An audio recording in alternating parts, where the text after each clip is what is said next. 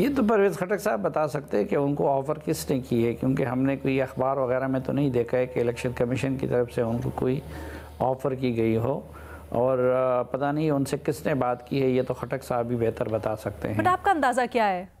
बड़े मंजे हुए सियासतदान हैं परवेज़ खटक साहब, ऐसे थोड़ी बात कर देंगे प्रेस कॉन्फ्रेंस में। मेरे ख्याल में ये भी हो सकते हैं, बड़े सियासतदान हैं तो सियासतदान इस तरह भी करते हैं कि अपनी वैल्यू बढ़ाने के लिए बाज़ औक़ात इस तरह की वो एक शोशा छोड़ देते हैं, हकीकतन ज़मीन पे कुछ नहीं हुआ होता, या फिर शायद उनसे किसी बंदे ने बात की होगी, किसी हुकूमत के ज़िम्मेदार ने, किसी एजेंसी के ज़िम्मेदार ने, जो जिसको उन्होंने ये रंग दिया है। अब ये वो बेहतर बता सकते हैं। ठीक है सर, ये जो हम बात कर रहे हैं और अभी आपने बाकी तीनों की राय सुनी, 2024 में जिस तरह की धांधली हो रही है वैसी मुल्क की तारीख में कभी नहीं हुई। पाकिस्तान तहरीक इंसाफ जो कह रही है, कितना वजन है इनकी बात में? नहीं, मेरे ख्याल में 2018 में जैसी धांधली हुई थी उसकी मिसाल तारीख़ में कभी नहीं मिलती, क्योंकि अभी 2024 का तो होना है, लेकिन अगर एक तो अगर इलेक्शन वाले दिन पे हम आ जाएं तो पोलिंग एजेंटों को बाहर निकाला गया।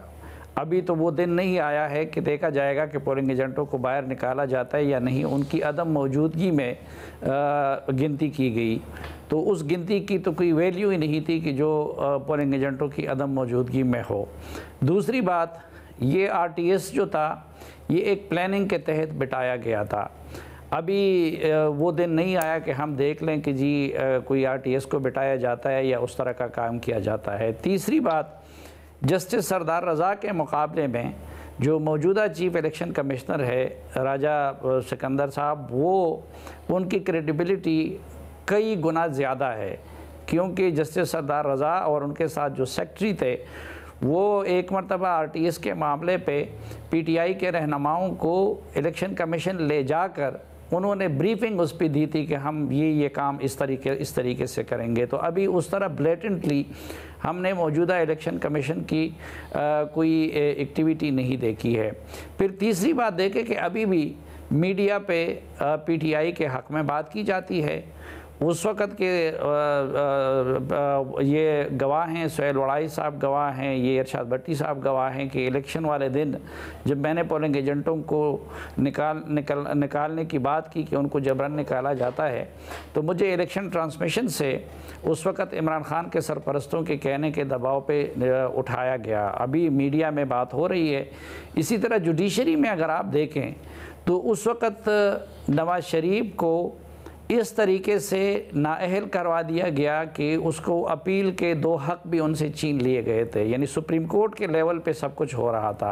और फिर ये कि उस वक़्त अगर साकिब निसार जैसे बंदे बैठे हुए थे या उससे पहले के थे या बाद के थे, तो इस वक्त जस्टिस फायज़ ईसा हैं जिनकी क्रेडिबिलिटी उनकी बनिस्बत 1000 गुना ज़्यादा है।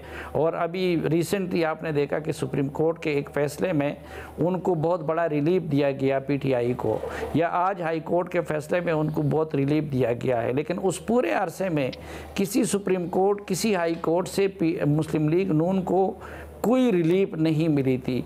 फिर एक और नुक्ता कि अभी तो देखिए इनके पार्टी पे पाबंदी लगाई गई या बैट का निशान उनसे इलेक्शन कमीशन ने छीन लिया, तो अभी मुकम्मल समाअत के ना होने के बावजूद पेशावर हाई कोर्ट ने उस फैसले को मुअत्तल कर दिया। लेकिन आपने देखा होगा कि मुस्लिम लीग नून के जब सेनेटर्स थे उनसे इंतखाबी निशान छीन लिया गया और उनको इंडिपेंडेंट बना दिया गया, लेकिन किसी सुप्रीम कोर्ट और किसी हाई कोर्ट से उनको कोई रिलीफ नहीं मिला। तो मेरे ख्याल में जो कुछ 2018 में हुआ था वो न पहले कभी हुआ है और न आज हो रहा है। सर, जो बानी या चेयरमैन अभी तो हैं वो तहरीक इंसाफ इमरान खान, वो कैद हैं। फिर शाह महमूद कुरैशी को रिहाई मिल गई, लेकिन उनके ऊपर 3 MPO का मुकदमा बना दिया गया और उनको नज़रबंद कर दिया गया। लीडरान बहुत ज़्यादा रूपोश हैं, बाहर नहीं, पकड़ धकड़ हो रही है, सब कुछ हो रही है। भट्टी साहब ने अभी हवाला दिया नॉमिनेशन पेपर्स के वक्त जो हुआ।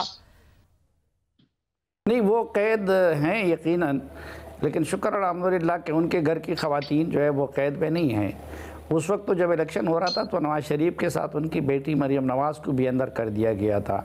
इसी तरह आपने देखा कि उस वक़्त हनीफ अब्बासी के जिस तरीके से रात के अंधेरे में सज़ा सुनाई गई, तो वो चीज़ें तो अभी उस लेवल पे नहीं हो रही है। अभी भी यकीनन कुछ पीटीआई के साथ इस हवाले से पकड़ दकड़ उनकी हो रही है, लेकिन आज आपने देखा कि हमाद अज़हर के कागजात नामजदगी भी मंजूर हुए और उमर अयूब साहब भी अपने उसके लिए आए, लेकिन उस वक़्त तो उनके लीडरशिप का और फिर जो कसर रह गई थी वो इलेक्शन के इमीडिएट बाद शायद खाकान अब्बासी, फिर मिफ्ता इस्माइल, एहसन इकबाल, ये दूसरे ख्वाजा आसिफ, कौन कौन थे जो उनके जेलों में नहीं डाले गए।